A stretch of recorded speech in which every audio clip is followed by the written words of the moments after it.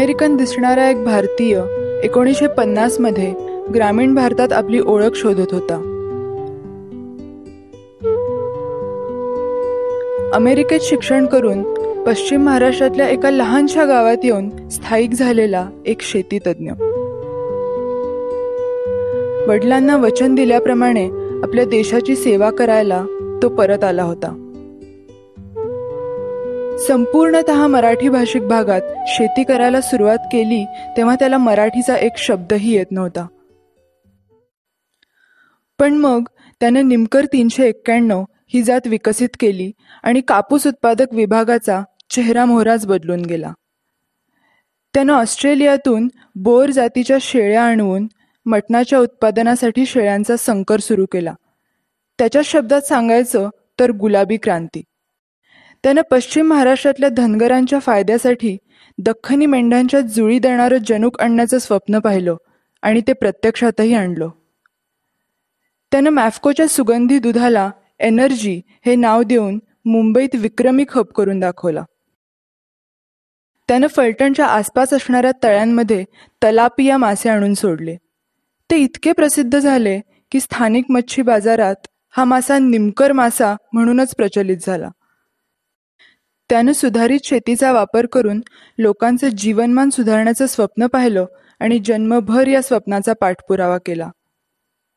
ती व्यक्ती म्हणजे बनबिहारी विष्णू निमकर, माझे आजोबा. मी समीरा आणि ही आहे त्यांची कहाणी.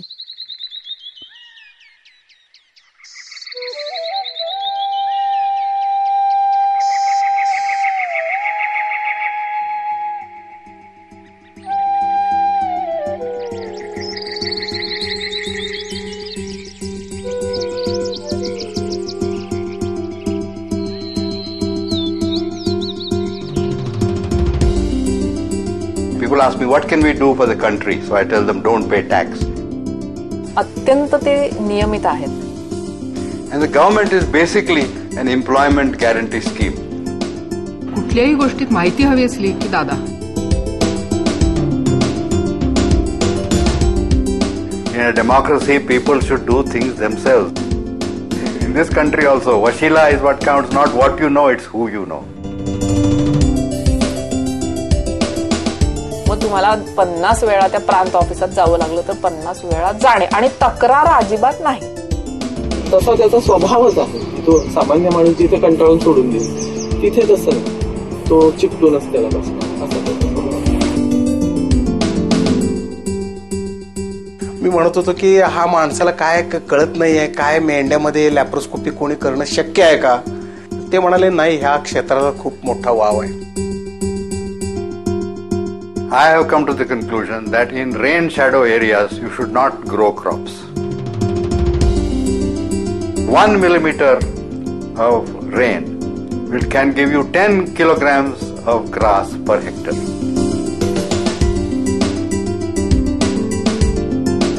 समाजासाठी आपण काहीतरी केलं पाहिजे आणि त्याचा उपयोग लोकांना झाला पाहिजे आणि लोकांना कायम आपण आपल्या विश्वासात घेऊन त्यांच्या बरोबरीने काम करत राहिलं पाहिजे. हा त्यांचा स्वभाव. I don't believe in God, I believe in luck.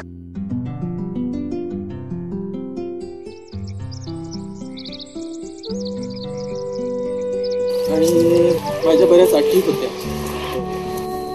त्याच्यामध्ये तो बसत होता. म्हणजे देवावर धर्मावर विश्वास नसलेला माणूस पाहिजे,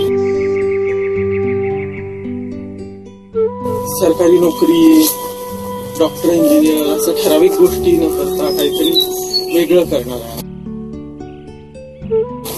शहरात राहणारा नको.